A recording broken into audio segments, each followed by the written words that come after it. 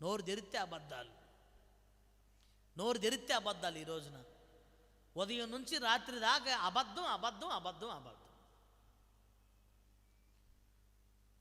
కొత్తపేటలో స్నానం చేస్తూనే ఉంటాడు, వాడు ఫోన్ చేస్తే ఇప్పుడే దొనబడి దాటాడు వాడు ఫోన్లో.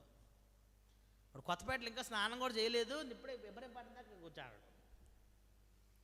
వాడు అనుకుంటాడు, ఇది పెద్ద అబద్ధం ఏముంది, ఇది పెద్ద పాపం ఏముంది అనుకుంటాడు. ఎందుకు అసలు? అది రేపొద్దున ఇంకోటి అయిద్ది, అది రేపొద్దున ఇంకోటి అయిద్ది. అబద్ధం, అబద్ధంతో పెంచుతున్నారు.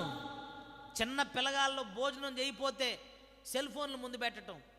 ఆ పిల్లగాళ్ళకి ఏం అర్థమవుతుంది? చిన్నప్పటి నుంచి అదే నిజం అనుకుంటున్నారు.